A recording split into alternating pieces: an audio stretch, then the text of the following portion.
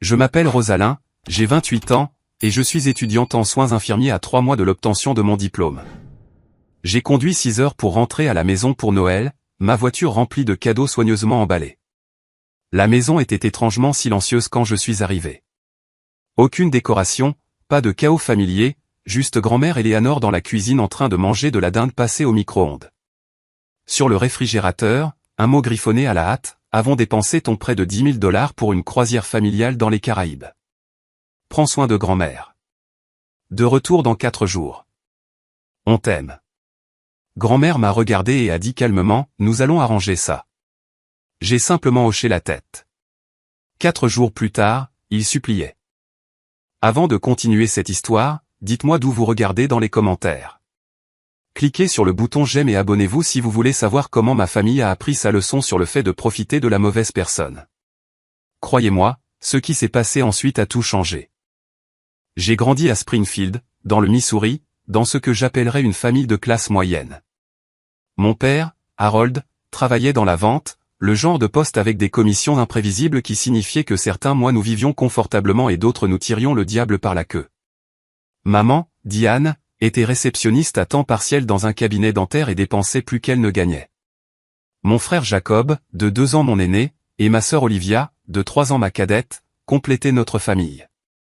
Eux, et grand-mère Eleanor, qui a emménagé après le décès de grand-père quand j'avais 10 ans. Grand-mère était la présence stable et fiable dans notre foyer financièrement chaotique. Tandis que mes parents vivaient des montagnes russes émotionnelles et financières, Eleanor maintenait une approche calme et pratique de la vie. Elle m'a appris à établir un budget, à économiser et à planifier pour les jours difficiles, des leçons que mes parents ne semblaient jamais assimiler malgré ses tentatives pour les guider. Notre relation était spéciale. Les soirs où maman et papa se disputaient à propos d'argent, je me glissais dans sa chambre, un ancien bureau converti, et elle me racontait des histoires de sa jeunesse ou m'aidait avec mes devoirs. « Tu as la tête sur les épaules, Rosie, disait-elle. Tu vas briser ce cycle. » Et j'ai essayé. Après le lycée, j'ai été accepté en école d'infirmière à Chicago. J'ai cumulé plusieurs emplois pour subvenir à mes besoins, servir des tables le matin, travailler à la bibliothèque du campus l'après-midi, et prendre des gardes le week-end dans une maison de retraite. Chaque centime comptait alors que je jonglais entre les frais de scolarité, le loyer d'un minuscule studio, les manuels scolaires et les produits de première nécessité. Le prêt étudiant de 10 000 $ était pour mon dernier semestre, couvrant les stages cliniques et les examens de certification. J'avais évité les dettes pendant près de 4 ans, mais ces dernières exigences étaient impossibles à financer uniquement avec mes emplois. Le prêt représentait ma ligne d'arrivée, le dernier obstacle financier avant de devenir infirmière diplômée avec un revenu stable. Ma famille avait un historique d'irresponsabilité financière qui débordait parfois sur ma vie soigneusement gérée. Papa a une fois emprunté ma première voiture, une Honda d'occasion pour laquelle j'avais économisé pendant plus de 2 ans, et l'a rendue avec une transmission endommagée qu'il ne pouvait pas se permettre de réparer. Maman avait des urgences qui nécessitaient des prêts qu'elle remboursait rarement. Jacob a emprunté de l'argent pour des manuels un semestre et l'a remboursé 3 mois plus tard, après que j'ai dû utiliser des cartes de crédit pour mes propres livres. Olivia a une fois emprunté ma carte de crédit pour ce qu'elle prétendait être une urgence de fourniture scolaire, mais qui s'est avéré être des billets de concert. Chaque fois, je leur pardonnais. C'était ma famille, et malgré leurs défauts, je les aimais. Grand-mère Eleanor secouait la tête et me rappelait, l'amour ne signifie pas être un paillasson, Rosie. Mais je leur trouvais toujours des excuses. Noël était spécial pour moi. En grandissant, même pendant les années les plus difficiles, mes parents faisaient un effort pour créer des souvenirs de vacances magiques. La maison se transformait avec des lumières et des décorations. L'odeur des biscuits au sucre de maman emplissait l'air, et pendant quelques jours, les stress financiers semblaient lointains. En tant qu'adulte, j'ai conservé mon amour pour cette fête, économisant soigneusement tout au long de l'année pour acheter des cadeaux attentionnés pour tout le monde. Ce Noël-là, j'avais budgétisé encore plus soigneusement. Pour maman, j'avais trouvé une broche ancienne ressemblant à celle que sa grand-mère avait possédée. Pour papa, une rare première édition de son roman western préféré. Jacob recevrait un casque audio haut de gamme pour sa carrière naissante de producteur de musique, et Olivia, un portfolio en cuir pour ses projets d'école d'art. Pour grand-mère Eleanor, j'avais fait une folie avec un pull en cachemire et j'avais numérisé toutes nos photos de famille sur un cadre numérique. Dans les semaines précédant les fêtes, j'ai eu plusieurs conversations avec ma famille. Personne n'a mentionné de projet de vacances.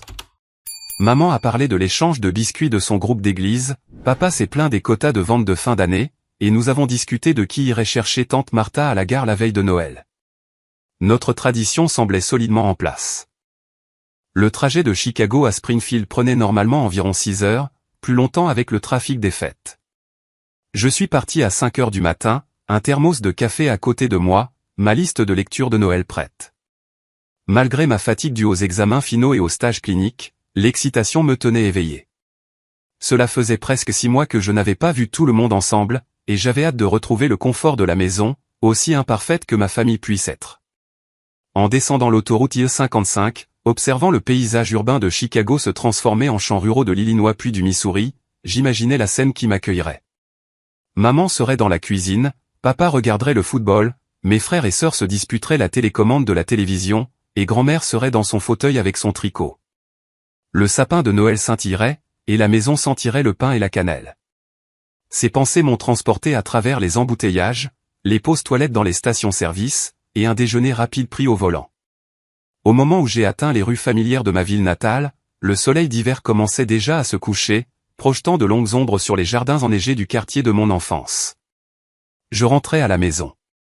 Je n'avais aucune idée que la maison dont je me souvenais ne serait pas là à mon arrivée. En tournant dans la rue Maple, j'ai immédiatement remarqué que quelque chose n'allait pas.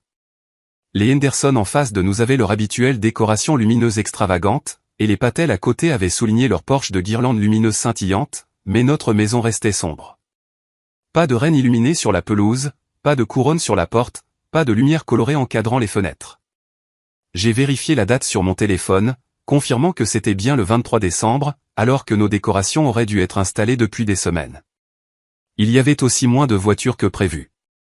Juste la vieille Buick de papa dans l'allée, alors que je m'attendais à voir le VUS de maman, la Corolla déglinguée de Jacob, et peut-être le camion du petit ami d'Olivia. Un nœud s'est formé dans mon estomac alors que je me garais derrière la Buick.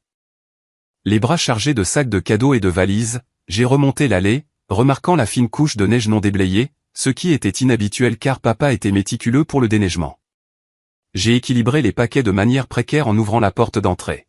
« Bonjour, je suis à la maison », ai-je crié, entrant dans un salon non décoré. Pas de sapin dans le coin, pas de guirlande sur l'escalier, pas de crèche sur la cheminée. La maison avait l'odeur légèrement renfermée d'un lieu fermé, avec une faible nuance de nourriture de micro-ondes. Dans la cuisine, ma chérie, est venue la voix de grand-mère Éléanore, le seul élément familier dans ce retour à la maison étrangement étranger. J'ai laissé tomber mes sacs dans le couloir et j'ai suivi sa voix, la trouvant à la table de la cuisine avec une assiette de dinde et de farce réchauffée au micro-ondes. Elle portait sa robe de tous les jours plutôt qu'une de ses tenues de fête spéciale. « Grand-mère, où est tout le monde ? Qu'est-il arrivé aux décorations ?» ai-je demandé, le nœud dans mon estomac se resserrant. Son visage, marqué par 82 ans d'expérience de vie, avait une expression que je ne pouvais pas tout à fait déchiffrer, quelque part entre la gêne et la colère. « Oh, Rosie, je suis tellement désolé que tu rentres à la maison pour trouver ça. Ils sont partis hier. » « Partis ? Que veux-tu dire par partis ? Où sont-ils allés ? » Elle a fait un geste avec sa fourchette vers le réfrigérateur.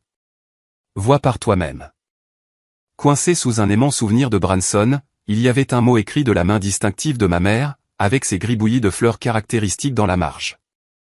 Je l'ai décroché et j'ai lu « Rosie, ma chérie, une offre incroyable de dernière minute pour une croisière dans les Caraïbes, impossible de la laisser passer. On a utilisé l'argent de ton prêt, j'espère que ça ne te dérange pas, considère ça comme notre cadeau de Noël familial.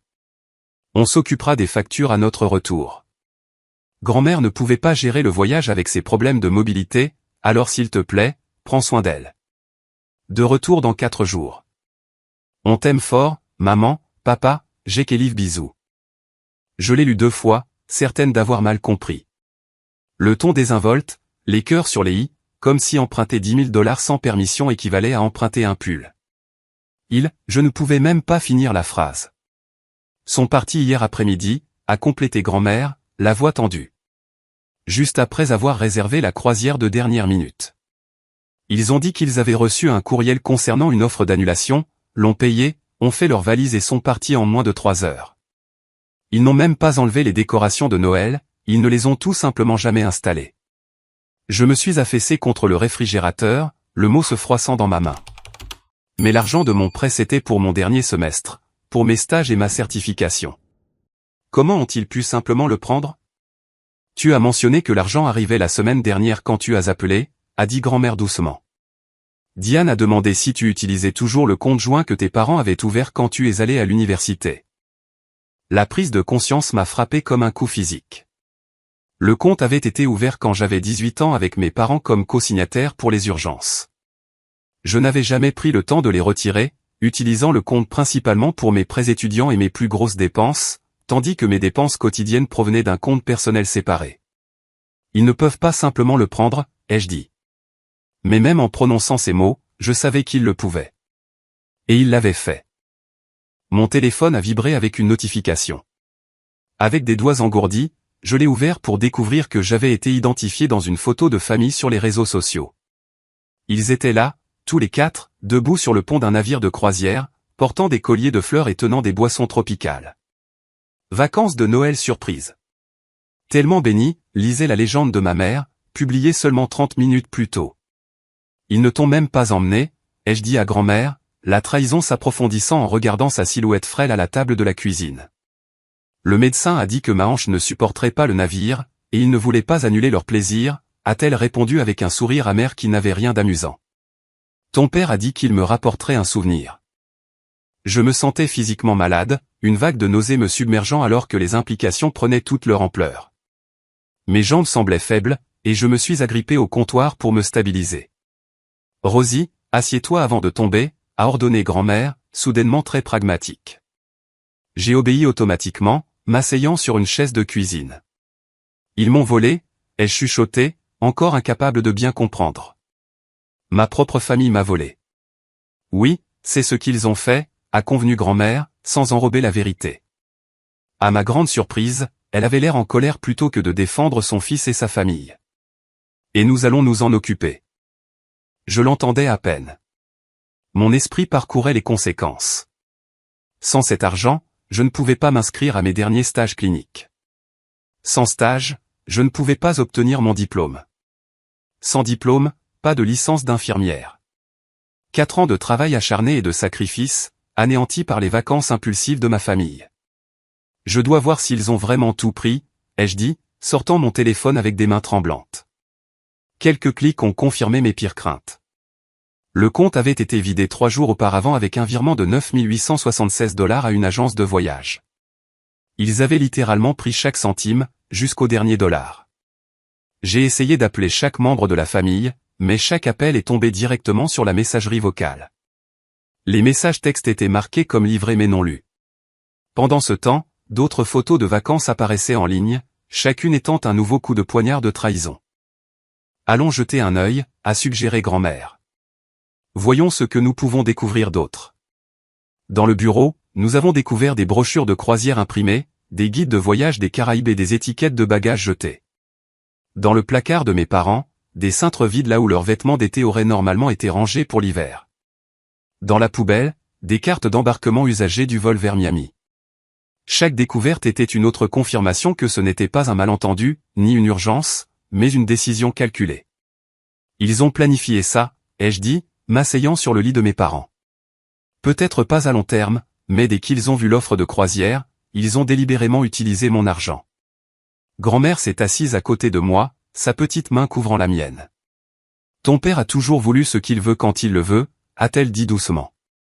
Je l'ai mal éduqué en tant que mère de cette manière. J'aurais dû lui apprendre mieux. J'ai secoué la tête, trop engourdi pour même pleurer. Ce n'est pas ta faute, grand-mère. Peut-être pas entièrement, a-t-elle concédé. Mais ce qui compte maintenant, c'est ce que nous allons faire. Ce que nous avons fait ensuite, c'est appeler le bureau d'aide financière de mon école d'infirmière, pour tomber sur un joyeux message vocal de vacances indiquant qu'il serait de retour le 3 janvier. J'ai appelé mon conseiller pédagogique avec le même résultat. À ce moment-là, la réalité avait complètement fait son chemin, tout comme la première vague de panique désespérée. Je ne peux pas me permettre un autre prêt, ai-je dit, arpentant la cuisine pendant que grand-mère regardait avec inquiétude. J'ai atteint le maximum de mon éligibilité avec celui-ci. Sans cet argent, je ne peux pas finir mes études. Tu finiras, a dit grand-mère fermement. Nous trouverons une solution. Mais à ce moment-là, avec les preuves de la trahison de ma famille tout autour de moi, et mon avenir soigneusement construit soudainement en péril, je ne voyais pas comment. J'ai porté mes valises et les sacs de cadeaux désormais sans signification dans ma chambre d'enfant, qui était restée exactement comme je l'avais laissée en déménageant à Chicago il y a 4 ans. Des affiches de pionnières des soins infirmiers sur les murs, des étagères remplies de manuels de sciences et de revues médicales, et le tableau de Liège encore épinglé avec des lettres d'acceptation et des offres de bourse de ma dernière année de lycée.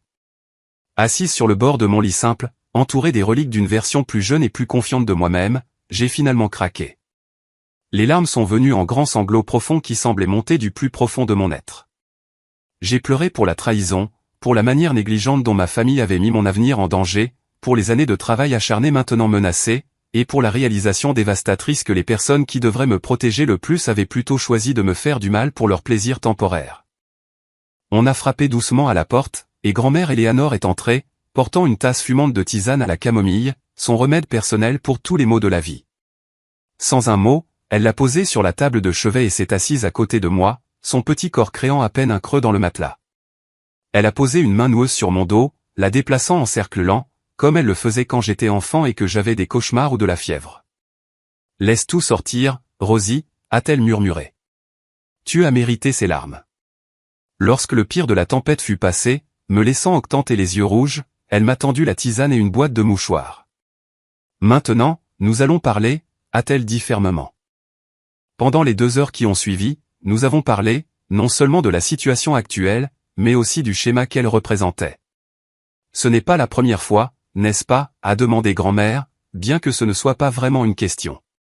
Non, ai-je admis, me rappelant des incidents tout au long de ma vie. Quand j'avais 16 ans, j'avais économisé $800 de mon travail de page à la bibliothèque pour acheter un ordinateur portable pour l'école. Papa l'a emprunté pour une opportunité d'investissement. Je n'ai jamais revu cet argent. Et ton fonds pour l'université, a suggéré grand-mère. J'ai grimacé à ce souvenir. Maman et papa ont commencé un fonds pour l'université quand je suis né. Au moment où j'étais prête pour l'université, il y avait moins de $3000 dedans. Ils avaient retiré le reste pour des vacances, une rénovation de cuisine et la voiture de Jacob. C'est pourquoi tu as travaillé si dur et pris tant d'emplois, a hoché la tête grand-mère. Et puis il y a eu ma première voiture, ai-je continué, les souvenirs affluent maintenant. Je l'ai acheté moi-même, mais papa l'utilisait quand il voulait. Une fois, il l'a rendu avec des problèmes de transmission qui ont coûté $2000 à réparer, plus que ce que j'avais payé pour la voiture. Il a promis d'aider aux réparations mais ne l'a jamais fait. Et ton frère ? J'ai soupiré. Jacob a emprunté $500 pour des manuels sa 2e année, a promis de me les rendre en 2 semaines quand son aide financière arriverait. 3 mois et des dizaines de rappels plus tard, il m'a finalement payé. Mais à ce moment-là, j'avais mis mes propres manuels sur une carte de crédit et je payais des intérêts. Et Olivia a utilisé ma carte de crédit pour des billets de concert et a menti à ce sujet, la blessure était plus petite mais non moins révélatrice. Elle a dit que c'était pour des fournitures d'art dont elle avait besoin pour un projet. Grand-mère a hoché la tête pensivement. Vois-tu le schéma, Rosie ? Je le voyais, avec une clarté cristalline qui avait peut-être toujours été là, mais que j'avais refusé de reconnaître. Ils profitent de moi. Ils l'ont toujours fait. Et sais-tu autre chose, a demandé grand-mère, se levant avec difficulté pour se diriger vers ma bibliothèque. Elle est revenue avec un album photo que j'avais fait au lycée. Ils me le font à moi aussi. Alors que nous feuilletions de vieilles photos de famille, grand-mère a révélé ses propres histoires, comment mon père l'avait convaincu de vendre sa maison et d'emménager avec eux, promettant un bureau rénové comme son espace privé, pour finalement utiliser la plupart des profits de la vente de sa maison pour payer leurs dettes de carte de crédit. Comment ces chèques de sécurité sociale disparaissaient parfois mystérieusement de son sac à main avant qu'elle ne puisse les déposer. Comment ses bijoux avaient progressivement disparu au fil des ans, y compris son alliance pendant un mois particulièrement difficile financièrement. Pourquoi n'as-tu jamais rien dit, ai-je demandé, choqué par ces révélations. Pour la même raison que toi, je suppose, a-t-elle dit avec un sourire triste. L'amour, la honte, l'espoir que la prochaine fois serait différente. Mon téléphone a de nouveau vibré. D'autres notifications de réseaux sociaux. Je les ai ouvertes pour trouver des photos de ma famille faisant de la tyrolienne à travers une forêt tropicale, nageant avec des dauphins, profitant d'un dîner formel à la table du capitaine. Sur chaque image, ils rayonnaient de joie insouciante, apparemment sans une pensée pour ce qu'ils avaient fait ou comment cela m'affecterait. Mes messages à leur intention restaient non lus. Je n'arrive pas à croire qu'ils m'ignorent tout simplement, ai-je dit, jetant le téléphone de côté avec dégoût. Ils savent que ce qu'ils ont fait est mal, a dit grand-mère fermement. C'est plus facile de prétendre que tout va bien que de faire face aux conséquences. J'ai passé le reste de la soirée dans un état second, passant des appels qui tombaient sur des messageries vocales, envoyant des courriels qui recevaient des réponses automatiques concernant les fermetures de vacances, et calculant et recalculant mes finances pour trouver une solution qui n'existait pas. Sans cet argent de prêt, il me manquait près de 5 000 $ pour mon dernier semestre, même après avoir vidé mon maigre compte d'épargne. Le sommeil était impossible. Je suis resté éveillé dans mon lit d'enfant, fixant les étoiles phosphorescentes que j'avais disposées en constellations précises sur mon plafond à l'âge de 12 ans. Mon esprit était en proie à des pensées craintives. Devrais-je abandonner si près de l'obtention de mon diplôme? Prendre un semestre sabbatique pour économiser de l'argent, perdant ma place dans les stages cliniques compétitifs? Supplier l'école pour une aide d'urgence? Chaque option semblait impossible ou humiliante. Quelque temps après minuit, j'ai entendu grand-mère au téléphone dans le couloir, sa voix inhabituellement tranchante. « Harold James Wilson, tu réponds à ce téléphone tout de suite. Je sais que le navire a du service. » Une pause. « Non, je ne rappellerai pas demain. » Mais Diane au téléphone aussi. « Je veux que vous entendiez tous les deux cela. » Une autre pause. « Ce que vous avez fait à Rosalyn est méprisable, et il y aura des conséquences à votre retour. » Sa voix a baissé trop bas pour que j'entende le reste. Finalement, l'épuisement m'a gagné, et je suis tombé dans des rêves agités, où je me noyais dans un océan de documents de prêt étudiants pendant que ma famille passait en bateau de croisière de luxe, me saluant et riant alors que j'appelais à l'aide. Le matin n'a apporté aucun soulagement. Je me suis réveillé avec la dure réalité que j'avais précisément 15 jours pour trouver d'une manière ou d'une autre près de 10 000 $, où mon diplôme d'infirmière et l'avenir stable qu'il promettait seraient retardés au mieux, perdus au pire.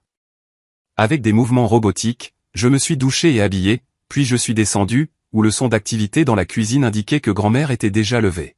« On dirait que tu t'es fait renverser par un camion », a-t-elle observé sans détour alors que j'entrais. « C'est ce que je ressens aussi », ai-je marmonné, tendant la main vers la cafetière. « Assieds-toi », a-t-elle commandé. J'ai réfléchi. J'ai obéi, trop épuisé émotionnellement pour faire autrement. L'engourdissement émotionnel du choc s'était installé sur moi, un calme étrange après la tempête des larmes d'hier. Je me sentais vide, vidé, déconnecté de l'étudiante en soins infirmiers brillante et ambitieuse qui était rentrée à la maison à peine 24 heures plus tôt. Grand-mère a posé une assiette d'œufs brouillés et de pain grillé devant moi. « Mange pendant que je parle », a-t-elle instruit. « Tu auras besoin de tes forces. » Je me suis réveillé le lendemain matin avec l'arôme du café et de quelque chose de sucré qui cuisait. Pendant un moment de bonheur, j'ai tout oublié, pensant que tout cela n'avait été qu'un mauvais rêve. Puis la réalité est revenue en force, et la sensation de vide est revenue dans mon estomac. Me traînant hors du lit, j'ai trouvé grand-mère Eleanor déjà habillée dans l'un de ses beaux tailleurs pantalons, ses cheveux blancs soigneusement coiffés, maquillée. Elle était assise à la table de la cuisine, entourée de carnets, mon ordinateur portable ouvert devant elle. Une assiette de brioche à la cannelle fraîche refroidissait sur le comptoir. « Tu es levé ?» a-t-elle noté sans détourner le regard de l'écran. « Le café est frais. Prends et rejoins-moi. » J'ai versé une tasse de café et pris une brioche à la cannelle, bien que je n'ai que peu d'appétit. « Tu sembles pleine d'énergie », ai-je commenté, observant son efficacité matinale inhabituelle. « Je le suis », a-t-elle confirmé, levant enfin les yeux. Ses yeux derrière ses lunettes de lecture étaient clairs et déterminés. J'étais debout à 5 heures. En train de planifier. Planifier quoi? Opération conséquence, a-t-elle répondu avec une satisfaction sinistre, tournant l'ordinateur portable vers moi. À ma grande surprise, elle avait créé une feuille de calcul détaillée avec plusieurs onglets. Je sais que c'est un choc, mais ta grand-mère n'est pas complètement inepte en technologie. Je suis des cours au centre communautaire depuis des années. Je vois ça, ai-je dit, impressionné malgré mon épuisement émotionnel. Qu'est-ce que tout cela? Ceci, ma chérie, c'est la façon dont nous allons réparer le gâchis que ta famille a créé. Elle a pointé l'écran. Le premier onglet concerne les options financières. Le deuxième, les considérations juridiques. Le troisième est un calendrier des actions à entreprendre. Le quatrième est une liste de ressources et de contacts. J'ai cligné des yeux devant son efficacité. Grand-mère, j'apprécie, mais je ne suis pas sûr qu'il y ait une solution. J'ai appelé toutes les personnes auxquelles je pouvais penser, et avec les vacances, il y a toujours une solution, a-t-elle interrompu fermement. Ce n'est peut-être pas facile ou confortable, mais il y a toujours un moyen d'avancer. Elle a ensuite exposé sa stratégie. D'abord, elle a révélé qu'elle avait un modeste compte d'épargne qu'elle avait gardé secret de mes parents. Pas une fortune, attention, a-t-elle précisé. Mais assez pour couvrir temporairement tes besoins de scolarité si nous ne pouvons pas récupérer l'argent à temps. Grand-mère, non, ai-je immédiatement protesté. C'est ton argent de retraite. Je ne peux pas le prendre. Tu ne le prends pas, a-t-elle corrigé. Je te le prête, avec une documentation appropriée, et ta famille me remboursera chaque centime avec intérêt. L'acier dans sa voix indiquait clairement que ce n'était pas négociable. D'ailleurs, a-t-elle poursuivi plus doucement, à quoi bon épargner pour mon avenir si je ne peux pas aider à sécuriser le tien? Tu es la seule dans cette famille à avoir montré une réelle responsabilité et ambition. Mon investissement en toi est le plus sûr que je puisse faire. Les larmes menaçaient de nouveau, mais d'une autre nature. Je ne sais pas quoi dire. Dis que tu vas arrêter d'être un paillasson, a-t-elle répondu sans détour. L'amour sans limite crée des monstres, Rosie. J'ai appris cela trop tard avec ton père. Tu as une chance de l'apprendre maintenant. Au cours de l'heure suivante, elle a partagé sa propre histoire plus en détail que je ne l'avais jamais entendue auparavant, comment elle avait favorisé les mauvaises habitudes financières de mon père depuis son enfance, cédant à ses demandes et à ses crises de colère, trouvant des excuses pour son irresponsabilité, réparant ses erreurs. Comment mon grand-père l'avait averti qu'il créait un adulte nanti, mais qu'elle n'avait pas écouté. Comment elle avait vu le schéma se répéter avec mes frères et sœurs. Ta mère n'est pas mieux, a-t-elle ajouté. Diane a des goûts de luxe avec un budget de bière. Ça a toujours été le cas. Ils se confortent mutuellement dans leur pire penchant. Mais que pouvons-nous faire maintenant, ai-je demandé. Même si nous assurons mes frais de scolarité, ils ont quand même pris mon argent. Cela nous amène à la phase 2, a dit grand-mère, passant à un autre onglet de la feuille de calcul. Les conséquences pratiques. Son plan était complet. Nous avons découvert que dans leur départ précipité, ma famille avait laissé de nombreuses choses en suspens. Ils avaient pris toutes les clés de la maison mais n'avaient pas changé le code de sécurité. Ils avaient laissé le réfrigérateur presque vide, plusieurs factures impayées sur le comptoir, et n'avaient pris aucune disposition pour la collecte du courrier ou d'autres affaires domestiques. Ils ont supposé que tu t'occuperais de tout, a observé grand-mère, comme tu l'as toujours fait. Son plan, opération conséquence, abordait tout cela et plus encore. Elle avait fait des recherches sur les implications juridiques de l'utilisation non autorisée de l'argent d'un prêt étudiant. Elle avait appelé le service client de la compagnie de croisière ce matin-là, se faisant passer pour ma mère, et avait confirmé les arrangements de retour. Elle avait contacté son ami Terry, un avocat à la retraite, pour obtenir des conseils sur la rédaction d'un accord de remboursement. Nous devons être prêts à leur retour, a-t-elle expliqué. Pas de scènes émotionnelles, pas d'accusations qu'ils peuvent rejeter. Juste des conséquences calmes et fermes, sans marge de manœuvre. Le plan s'est déroulé avec une précision militaire. D'abord, un appel à un serrurier pour changer toutes les serrures extérieures de la maison. Ils ont pris les clés mais nous ont laissé derrière, a raisonné grand-mère. Clairement, ils perdent leur privilège d'entrer sans notre approbation. Ensuite, un inventaire minutieux des objets de valeur dans la maison à sécuriser. Non pas que je pense qu'ils vendraient des héritages familiaux, a dit grand-mère, mais mieux vaut prévenir que guérir, vu leur comportement actuel. Elle avait déjà commencé à tout documenter avec des photographies, y compris le compte de prêt étudiant vide, les publications sur les réseaux sociaux de la croisière, et le mot qu'ils avaient laissé. Rosie, a-t-elle dit sérieusement, alors que nous examinions ces plans, la chose la plus importante est que tu sois prête à tenir bon. Ils vont pleurer. Ils vont crier. Ils essaieront de te faire sentir coupable. Ils diront que tu exagères ou que c'était juste un malentendu. Ils promettront de te rembourser un jour, quand cela leur conviendra. J'ai hoché la tête, sachant qu'elle avait raison. Et tu dois être prête à dire non. À dire que leur comportement a des conséquences, et que ces conséquences sont immédiates et non négociables. Et si je n'y arrive pas, ai-je chuchoté, exprimant ma plus grande peur. Et si je cède comme je le fais toujours? Grand-mère a pris mes mains dans les siennes, sa peau fine comme du papier recouvrant des doigts étonnamment forts. Tu peux, et tu le feras, parce que cette fois tu n'es pas seul. Je serai juste à côté de toi, et j'ai 82 ans de pratique pour être têtu. Cela m'a fait sourire, même faiblement. D'ailleurs, a-t-elle ajouté avec une lueur dans les yeux, j'ai des renforts. Ce renfort, il s'est avéré, était un réseau impressionnant d'amis d'Eleanor. Terry, l'avocat à la retraite, aidait à rédiger un accord de remboursement juridiquement contraignant. Martin, un serrurier à la retraite, offrait des services à prix réduit pour changer les serrures. Ses amis du club de bridge se sont portés volontaires pour être présentes lors de la confrontation en tant que témoins et soutien moral. Être âgé ne signifie pas être impuissant, m'a-t-elle informé avec dignité. Avec un nouvel objectif, je me suis jointe à elle pour mettre en œuvre le plan. J'ai appelé la ligne d'urgence de l'aide financière de mon école, et bien qu'ils ne puissent rien traiter avant la fin des vacances, j'ai documenté la situation pour la réouverture des bureaux. J'ai sécurisé nos documents importants dans un coffre-fort à la banque de grand-mère. J'ai aidé à déplacer des objets particulièrement précieux ou sentimentaux chez la sœur d'Eleanor, qui habitait à proximité. Le soir, nous avions changé les serrures, sécurisé les objets de valeur, documenté le vol financier avec des relevés bancaires et des captures d'écran, et commencé à rédiger l'accord de remboursement avec les conseils de Terry. Maintenant, la partie la plus difficile, a dit grand-mère alors que nous nous asseyions pour un dîner simple, la préparation émotionnelle. Elle avait raison. Les tâches pratiques avaient été simples, mais la pensée d'affronter ma famille, de tenir tête à leurs manipulations et à leurs tentatives de culpabilisation, me remplissait d'anxiété.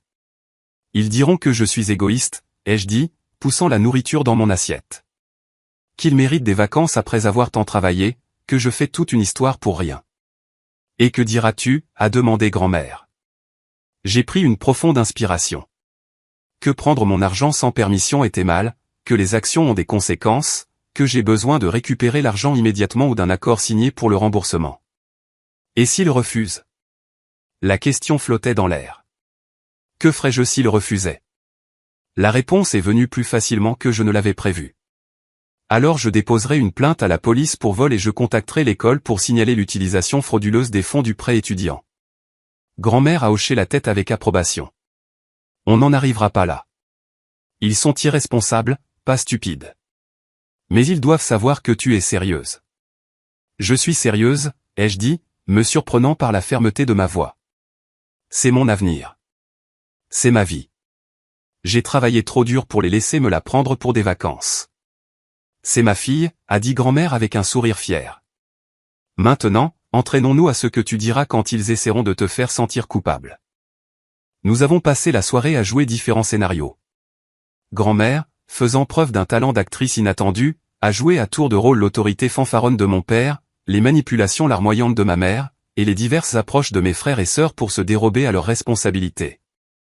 À chaque répétition, mes réponses devenaient plus confiantes, ma résolution plus forte. Au moment de nous coucher ce soir-là, je me sentais préparé comme jamais auparavant à une confrontation avec ma famille. N'oublie pas, a dit grand-mère en nous séparant pour la nuit, tu ne fais pas seulement cela pour toi. Tu le fais pour eux aussi. Le véritable amour signifie fixer des limites. Sans conséquence, ils ne changeront jamais. Alors que j'étais allongé dans mon lit cette nuit-là, j'ai réfléchi à tout ce qui avait changé en seulement 2 jours. J'étais arrivé à la maison, excité pour un Noël en famille, et j'avais découvert la trahison à la place. Mais j'avais aussi découvert en moi une force que je ne soupçonnais pas et une alliée en grand-mère Eleanor que j'avais toujours tenue pour acquise. Demain apporterait d'autres préparatifs. Le jour d'après, ma famille reviendrait, et plus rien ne serait jamais comme avant. Le premier jour de notre plan s'est levé, froid et clair. Grand-mère et moi avons pris le petit déjeuner tôt, passant en revue notre calendrier autour d'un café et de toast. Le serrurier sera là à 9 h, m'a-t-elle rappelé, vérifiant son emploi du temps soigneusement écrit. Martin nous donne son premier rendez-vous de la journée. Et Terry vient à 11 h pour finaliser l'accord de remboursement, ai-je ajouté, ressentant un calme étrange remplacer l'anxiété de la veille. Avoir un plan concret rendait tout plus gérable. Martin est arrivé ponctuellement, un homme vif de 70 ans avec des mains calleuses et des yeux perçants. Eleanor m'a mis au courant, a-t-il dit alors que je lui montrais les portes. C'est terrible, une famille qui profite comme ça. C'est arrivé à mon neveu aussi.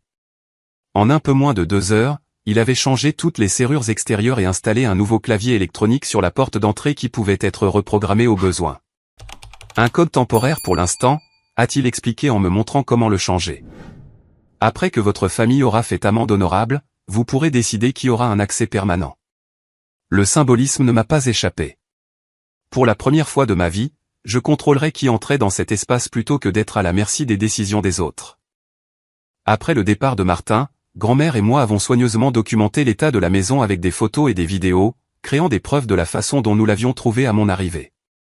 Les pièces non décorées, le réfrigérateur presque vide, les factures impayées sur le comptoir, tout a été capturé pour la postérité.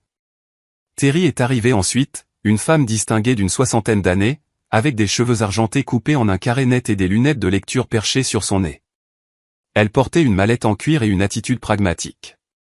Eleanor a expliqué la situation, a-t-elle dit, déclinant les offres de café ou de thé. Allons droit au but. L'accord de remboursement qu'elle a rédigé était complet. Il décrivait le retrait non autorisé de 9 876 $ de mon compte, établissait un calendrier de remboursement avec des intérêts modestes, et incluait des conséquences pour les paiements manqués, y compris d'éventuelles poursuites judiciaires. Ce n'est qu'un point de départ pour la négociation, a expliqué Terry. Mais partez d'une position de force. Ils ont profité de vous, pas l'inverse. Après le départ de Terry, nous nous sommes concentrés sur les préparatifs pratiques. Nous sommes allés faire les courses, remplissant le réfrigérateur avec les produits de base. Nous avons ramassé le courrier qui s'était accumulé et payé les factures urgentes, en tenant des registres minutieux de ces dépenses à ajouter au total du remboursement. Ajoute ça à leur note, a dit grand-mère d'un air sombre alors que nous écrivions un chèque pour la facture d'électricité en retard. Le soir, nous avions sécurisé la maison, tout documenté et préparé les documents officiels. Je sentais une confiance grandissante, comme si j'enfilais une armure pièce par pièce. Bon travail aujourd'hui, a dit grand-mère alors que nous prenions un dîner simple. Demain, nous nous concentrerons sur la planification d'urgence. Le deuxième jour a apporté de nouveaux défis. Ma mère a posté d'autres photos de la croisière, dont une avec la légende « Les meilleures vacances en famille de tous les temps ». Tellement reconnaissante pour ce temps passé ensemble. La cruauté désinvolte de nous exclure, grand-mère et moi, de la famille, tout en utilisant mon argent m'a de nouveau blessé. Plus inquiétant, ma banque m'a notifié de tentatives de débit sur ma carte de crédit depuis la boutique de souvenirs du bateau de croisière. Elles avaient été refusées en raison d'un crédit disponible insuffisant, mais la tentative indiquait que ma famille essayait maintenant d'utiliser également ma carte de crédit. Incroyable, ai-je dit, montrant la notification à grand-mère. Ils volent 10 000 $ et essaient ensuite de dépenser plus. L'entitlement engendre l'entitlement, a-t-elle répondu, sans surprise. Appelle la compagnie de carte de crédit et signale une fraude potentielle.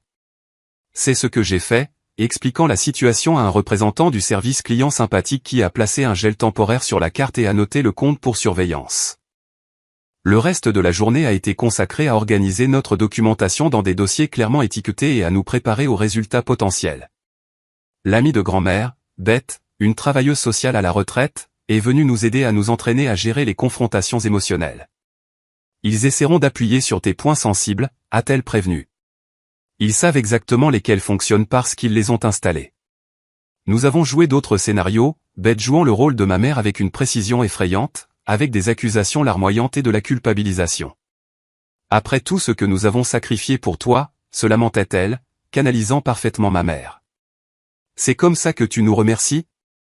En changeant les serrures de notre propre maison. À chaque fois, je m'entraînais à répondre calmement mais fermement. Il ne s'agit pas des sacrifices passés. Il s'agit des 10 000 $ pris sur mon compte sans permission. Nous pourrons discuter de l'accès à la maison après avoir résolu le problème financier. Le soir, je me sentais émotionnellement plus forte, bien que l'anxiété bouillonnait encore sous la surface. En consultant le site de suivi de la croisière, nous avons confirmé que le navire devait rentrer à Miami le surlendemain. C'est presque l'heure, a dit grand-mère en me serrant la main. Le troisième jour a été consacré aux derniers préparatifs et à la planification d'urgence. Et s'il refusait de signer l'accord ? Et s'il faisait une scène impliquant les voisins ou même la police ? Et s'il partait tout simplement ? Pour chaque scénario, nous avons développé une réponse. Les options juridiques ont été documentées. Une voiture de location a été réservée au cas où nous devrions partir rapidement. Les personnes de soutien ont été confirmées pour la confrontation. N'oublie pas, a dit grand-mère alors que nous passions tout en revue une dernière fois, nous ne faisons pas cela pour les punir. Nous le faisons pour établir des limites et des conséquences. J'ai hoché la tête, bien qu'une partie de moi voulait les punir pour leur trahison désinvolte, pour la manière irréfléchie dont ils avaient risqué mon avenir pour leur plaisir, pour avoir laissé grand-mère derrière eux sans soins appropriés. Ce soir-là, un texto est finalement arrivé de ma mère, on passe un moment incroyable. On rentre en avion demain. Petite urgence avec le travail de ton père. On se voit vers l'heure du dîner. Hâte de tout te raconter. On t'aime. Aucune mention de mon argent. Aucune reconnaissance de ce qu'ils avaient fait. Aucune excuse. Et c'est ainsi que ça commence, a dit grand-mère quand je lui ai montré le texto, la prétention que tout est normal. Je n'ai pas répondu au message. Le 4e jour s'est levé avec une légère chute de neige, ajoutant à la qualité surréaliste de la situation. Cela aurait dû être le matin de Noël, avec la famille réunie autour d'un sapin, ouvrant des cadeaux. Au lieu de cela, grand-mère et moi étions assises à la table de la cuisine, buvant du café et regardant l'horloge. Les informations de suivi montraient que leur vol avait atterri. Un texto ultérieur de ma sœur a confirmé qu'ils avaient récupéré leurs bagages et étaient dans un VTC en direction de la maison. Les amis de grand-mère ont commencé à arriver. Terry avec ses documents juridiques. Bette avec son expérience de travailleuse sociale. Martin, au cas où il y aurait des problèmes avec les serrures. 3 membres du club de bridge comme témoins supplémentaires. Ils se sont rassemblés dans le salon, une armée de soutien aux cheveux gris. Merci à tous d'être venus, ai-je dit, touché par leur présence. On prend soin des nôtres, a simplement répondu Terry. Eleanor a été là pour chacun de nous. À un moment donné, une notification du système de sécurité de la maison a montré une voiture entrant dans l'allée. À travers la fenêtre avant, j'ai vu ma famille sortir, bronzée et chargée de souvenirs, riant en rassemblant leurs bagages. Mon cœur battait si fort que je le sentais dans ma gorge. Grand-mère est venue se tenir à côté de moi, sa petite main trouvant la mienne. Souviens-toi de qui tu es, a-t-elle dit doucement. Souviens-toi de ce que tu mérites. J'ai hoché la tête, serrant sa main alors que la sonnette retentissait. C'était l'heure. La sonnette a retenti de nouveau, avec plus d'insistance. J'ai pris une profonde inspiration, échangé un dernier regard avec grand-mère, et me suis dirigé vers la fenêtre avant plutôt que vers la porte. En tirant légèrement le rideau, je pouvais voir ma famille sur le porche, mon père cherchant déjà ses clés. Rosie, a appelé ma mère, me repérant à travers la fenêtre. Nous sommes à la maison. Ouvre, il gèle dehors. J'ai appuyé sur le bouton de l'interphone du nouveau système de sécurité. Je vois ça, ai-je répondu, ma voix plus stable que je ne l'avais prévu. Pourquoi vos clés ne fonctionnent-elles pas? Le visage de mon père est apparu à la fenêtre, son expression confuse, puis en colère. Mais qu'est-ce que c'est que ça? Tu as changé les serrures? Oui, ai-je simplement confirmé. Nous devons parler avant que vous n'entriez. C'est ridicule, a-t-il bafouillé, son visage rougissant sous son bronzage frais. Il fait -5 degrés dehors et nous avons voyagé toute la journée. Laisse-nous entrer tout de suite. Nous pouvons parler via la sonnette caméra, ai-je dit, faisant un signe de tête à grand-mère, qui a activé l'appareil, où vous pouvez accepter une conversation calme sur ce qui s'est passé avec l'argent de mon prêt étudiant. Leur visage sur le petit écran montrait une gamme d'émotions. Mon père avait l'air outré, ma mère confuse, Jacob gêné, et Olivia de plus en plus inquiète. De quoi parles-tu? A demandé ma mère, bien que ses yeux aient fui la caméra. Nous avons juste besoin d'entrer. Nous pourrons discuter de ce qui te préoccupe ensuite. Je parle des 10 000 $ que vous avez pris sur mon compte sans permission, ai-je dit clairement. L'argent qui était pour mon dernier semestre d'école d'infirmière. L'argent que vous avez dépensé pour une croisière sans même me demander. Un moment de silence a suivi. Mon père s'est ressaisi le premier. Maintenant écoute-moi bien, a-t-il commencé, sa voix de vendeur activée. Nous n'avons rien volé. C'était un compte familial, et c'était une opportunité unique, une annulation de dernière minute.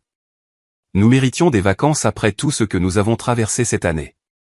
Ça n'explique pas pourquoi vous ne m'avez pas demandé d'abord, ai-je répondu.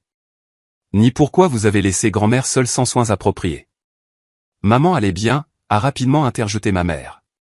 Et nous allions te rembourser, bien sûr. Nous avions juste besoin de profiter des fêtes d'abord.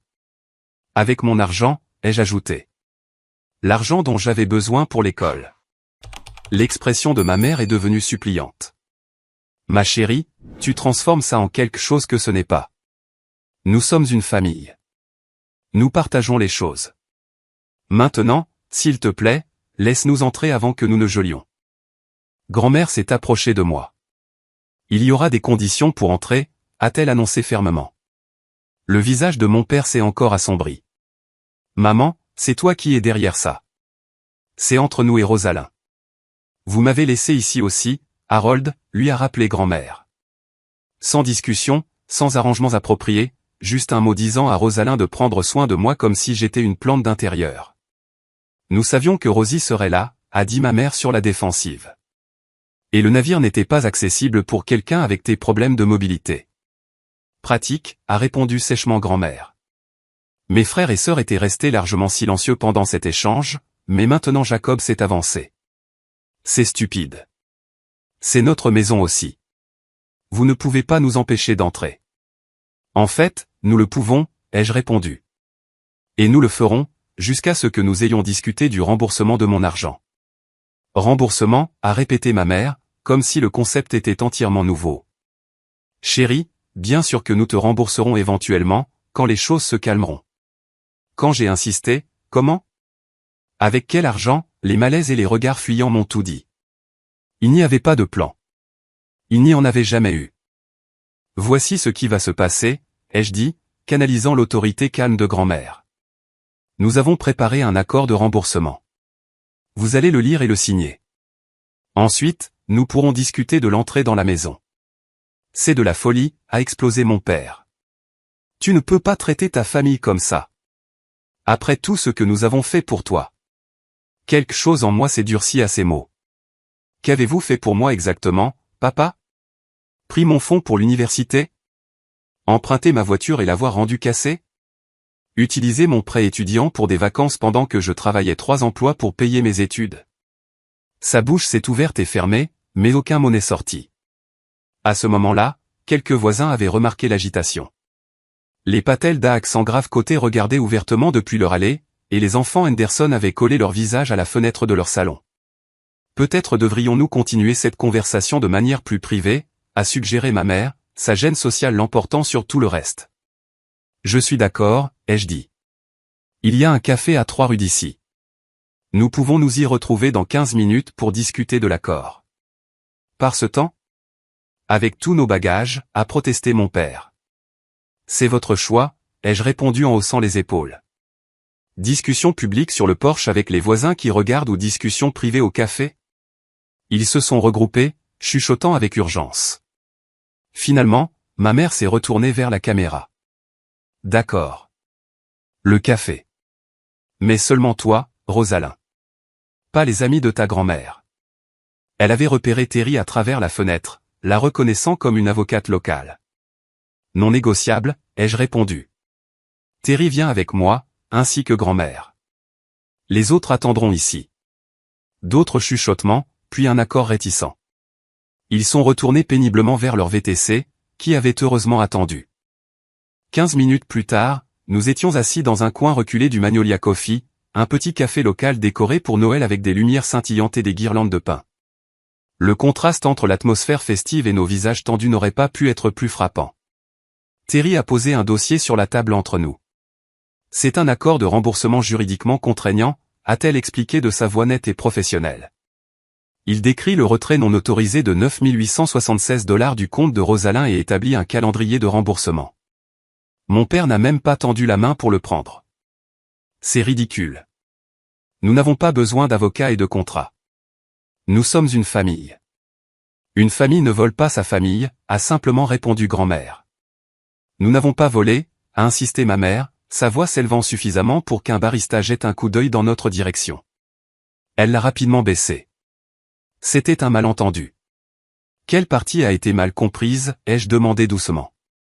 La partie où vous saviez que c'était l'argent de mon prêt étudiant? La partie où vous n'avez pas demandé la permission? La partie où vous saviez que j'en avais besoin pour l'école? Personne n'a répondu directement. Écoutez, a finalement dit Jacob, ce qui est fait est fait. L'argent est dépensé. Nous ne pouvons pas le rendre comme par magie maintenant. C'est pourquoi il y a un plan de remboursement, a interjeté Terry, tapotant le dossier. En commençant par un paiement immédiat de $1000 provenant des remboursements de vos vols de retour. J'ai relevé la tête brusquement. Quel remboursement de vol de retour?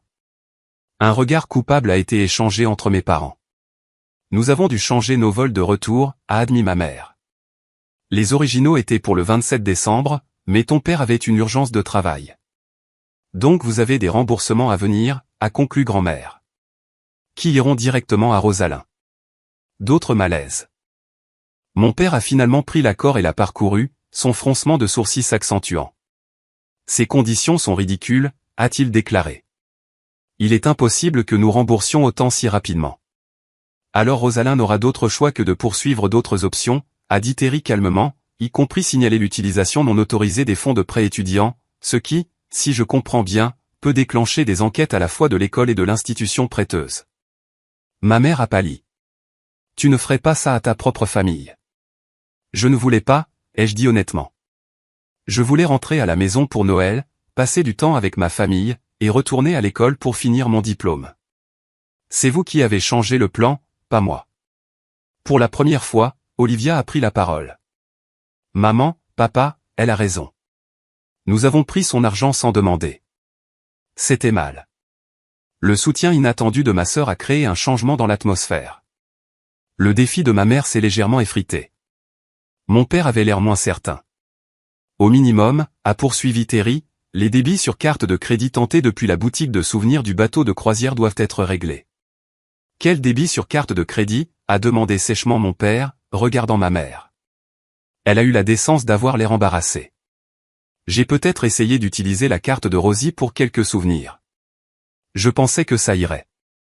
Après avoir pris $10 000, tu as essayé de dépenser plus, a demandé grand-mère, incrédule. La conversation s'est poursuivie dans cette veine pendant près d'1 heure. Mes parents ont alterné entre le déni, la colère, la minimisation et le rejet de la faute. Jacob les a largement soutenus, tandis qu'Olivia devenait de plus en plus mal à l'aise, offrant occasionnellement un soutien discret à ma position. Dehors, la légère neige continuait de tomber, s'accumulant sur les trottoirs et les pare-brises des voitures. À l'intérieur, la glace entre nous a lentement commencé à se fissurer. Qu'est-ce qui se passe si nous ne signons pas, a finalement demandé mon père, repoussant l'accord. Alors vous n'entrez pas dans la maison, ai-je dit simplement. Et je poursuivrai les options légales pour récupérer l'argent. Tu mettrais ta propre famille à la rue à Noël, a demandé ma mère, les larmes apparaissant enfin. Tu volerais l'argent de l'éducation de ta fille pour une croisière, a contré grand-mère. L'impasse s'est prolongée. Terry a regardé sa montre de manière ostensible. J'ai un autre rendez-vous dans 30 minutes, a-t-elle dit.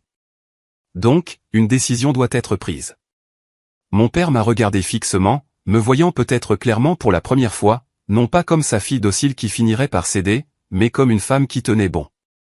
Nous ne pouvons pas tout rembourser immédiatement, a-t-il finalement dit, sa voix moins combative.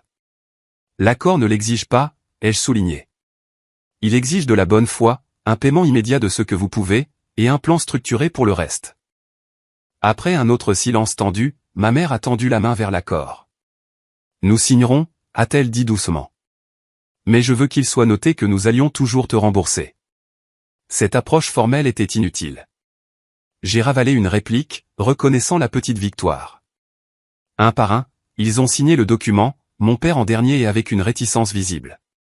Maintenant, pouvons-nous rentrer à la maison, a demandé Jacob d'un air maussade. Oui, ai-je dit, rassemblant les papiers signés. Mais les choses seront différentes. Alors que nous retournions dans les rues enneigées, j'ai expliqué les nouvelles règles de la maison. Ils auraient des codes d'entrée temporaires pour la maison, pas permanents. Les responsabilités financières seraient clairement documentées et partagées. Les chèques de sécurité sociale de grand-mère seraient déposés directement sur son compte personnel, et non gérés par mes parents. On dirait une punition, c'est plainte ma mère. On dirait des conséquences, les jeux corrigés. Il y a une différence. Quand nous sommes arrivés à la maison, les amis de grand-mère étaient partis, à l'exception de Martin, qui attendait pour expliquer le nouveau système de sécurité. Ma famille est entrée dans son environnement domestique changé avec des expressions soumises, prenant conscience de l'absence de décoration de Noël qu'il n'avait jamais installée, des courses pratiques plutôt que des friandises de fête, des factures soigneusement organisées attendant d'être payées. Bienvenue à la maison, ai-je dit, sentant le poids du changement s'installer sur nous tous. La première nuit avec ma famille de retour à la maison fut tendue, c'est le moins qu'on puisse dire. Mes parents se sont retirés tôt dans leur chambre, le poids des conséquences visiblement lourd sur leurs épaules. Jacob alternait entre un silence maussade et des tentatives de normaliser la situation avec des blagues qui tombaient à plat.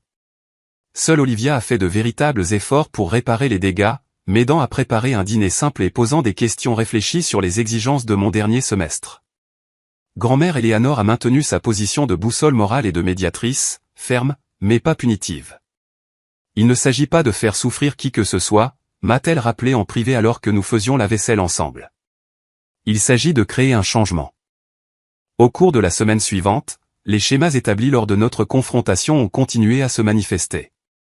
Mes parents ont d'abord résisté à la nouvelle responsabilité financière, se plaignant du suivi détaillé des dépenses et des paiements de factures partagées que j'avais mis en place.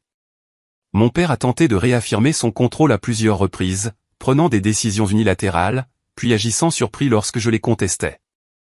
Je suis le chef de cette maison, a-t-il déclaré lors d'une discussion particulièrement animée sur la facture d'électricité. Et je suis celle qui vous tient pour responsable, ai-je contré. L'accord que vous avez signé exige une transparence financière. Progressivement, au fil des jours, la résistance a commencé à s'estomper.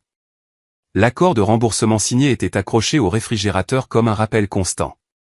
Le premier paiement, tiré de leur remboursement de vol et complété par la vente de quelques souvenirs de croisière, a été transféré sur mon compte et documenté avec des photographies et des reçus. L'influence de grand-mère s'est avérée cruciale pendant cette période de transition. En tant que mère de mon père et belle-mère de ma mère, elle détenait une position d'autorité unique qu'il ne pouvait pas facilement rejeter. Lorsque mon père a tenté de me faire honte de traiter la famille comme des locataires, elle a rapidement redirigé la conversation. Harold James Wilson, disait-elle, utilisant son nom complet comme elle le faisait depuis son enfance, cette situation est de ta création, pas de celle de Rosalyn. Elle t'apprend la responsabilité, quelque chose que je n'ai manifestement pas réussi à faire adéquatement. Avec le prêt temporaire d'Eleanor couvrant mes dépenses scolaires immédiates, j'ai pu m'inscrire à mes derniers stages cliniques à temps.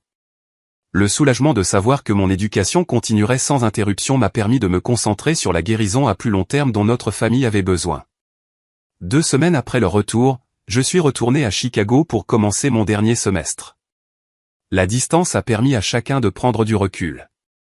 Les appels vidéo hebdomadaires comprenaient des mises à jour financières, mes parents rendant compte de leur progrès en matière de remboursement. Mon père avait pris un travail de consultant le week-end pour augmenter ses revenus. Ma mère avait réduit ses achats et commencé à vendre des articles ménagers inutilisés en ligne. Le développement le plus surprenant est venu de mes frères et sœurs. Jacob, après une résistance initiale, a semblé subir une transformation. Lors d'un appel vidéo 3 semaines après mon retour à l'école, il m'a montré sa nouvelle application de budgétisation et a partagé qu'il avait pris des quarts de travail supplémentaires à son studio d'enregistrement. Je n'avais jamais réalisé à quel point tu portais tout pour nous tous, a-t-il admis maladroitement. Ce n'était pas juste. Olivia est allée encore plus loin, m'appelant en privé pour s'excuser. J'en faisais partie aussi, a-t-elle dit. De profiter de toi. Je veux dire, je ne l'avais jamais vu de cette façon jusqu'à maintenant, jusqu'à ce que je vois à quel point tu t'es battu pour toi-même. Ces conversations n'étaient pas faciles. Des années de schémas établis ne changent pas du jour au lendemain. Il y a eu des revers, comme lorsque ma mère a emprunté au fonds de remboursement pour une vente dans un grand magasin ou lorsque mon père a demandé si le remboursement intégral était vraiment nécessaire étant donné que je me débrouillais bien avec mes stages cliniques. Chaque fois, j'ai tenu bon aux limites que nous avions établies. Chaque fois, c'est devenu un peu plus facile de le faire. Grand-mère Eleanor, fidèle à sa parole, a déménagé à temps partiel à Chicago après que j'ai obtenu mon diplôme, louant un petit appartement près de mon nouveau travail à l'hôpital Northwestern Memorial. Sa présence m'a aidé à maintenir ma nouvelle force et a servi de tampon alors que ma relation avec mes parents guérissait lentement sur un pied d'égalité. Le Noël suivant fut radicalement différent. Au lieu d'échanges de cadeaux élaborés financés par des dettes de cartes de crédit, nous nous sommes mis d'accord sur des cadeaux modestes et attentionnés. Mes parents ont organisé un petit dîner plutôt qu'une fête extravagante. Plus important encore, ils avaient remboursé près de la moitié de ce qu'ils avaient pris, effectuant des paiements mensuels constants, même lorsque cela exigeait des sacrifices. Les leçons que j'ai apprises de ce terrible Noël et de ses conséquences m'ont transformé d'une manière que je n'aurais jamais pu anticiper. J'ai découvert ma propre force et ma propre valeur. J'ai appris que le véritable amour inclut des limites et la responsabilisation. J'ai réalisé que permettre aux gens de subir les conséquences de leurs actions est parfois le plus grand cadeau que vous puissiez leur faire. En tant qu'infirmière, ces leçons se sont avérées inestimables. J'ai apporté une nouvelle empathie aux patients aux prises avec des dynamiques familiales difficiles. J'ai reconnu les comportements de facilitation et pu guider doucement les gens vers des limites plus saines. J'ai compris par expérience personnelle que la guérison commence souvent par une vérité douloureuse. Ma relation avec ma famille ne sera plus jamais ce qu'elle était avant. La confiance aveugle a disparu, remplacée par quelque chose de plus prudent mais finalement de plus authentique. Mes parents luttent toujours avec la responsabilité financière, mais maintenant ils le font ouvertement, demandant des conseils plutôt que de profiter. Mes frères et sœurs sont devenus des alliés plutôt que des concurrents pour les ressources. Et grand-mère Eleanor, à 84 ans, continue de démontrer qu'il n'est jamais trop tard pour changer les schémas familiaux. Son courage de se tenir à mes côtés et de reconnaître son propre rôle dans la création du sentiment de droit de mon père reste l'un des plus grands actes d'amour dont j'ai jamais été témoin. Parfois, le cadeau de Noël le plus précieux ne se trouve pas sous un sapin ou sur un bateau de croisière. Parfois, il se présente sous la forme de conversations difficiles, d'une croissance douloureuse, et du courage de dire « ça suffit » à ceux que nous aimons le plus. Ce terrible mot sur le réfrigérateur a mené au voyage le plus important de ma vie. Pas à travers les Caraïbes, mais à travers le terrain beaucoup plus difficile de l'estime de soi et de la guérison familiale. Avez-vous déjà dû tenir tête à des membres de votre famille qui ont profité de vous? Qu'est-ce qui vous a aidé à trouver la force de fixer des limites? Partagez votre expérience dans les commentaires ci-dessous. Si cette histoire a résonné en vous, veuillez aimer et vous abonner pour en savoir plus sur la navigation dans les dynamiques familiales difficiles et la construction de relations plus saines. Merci d'avoir écouté mon parcours. Et n'oubliez pas, parfois la chose la plus aimante que vous puissiez faire pour quelqu'un est de le tenir pour responsable. Je vous souhaite toute la force dont vous avez besoin pour vos propres limites en cette période de fête.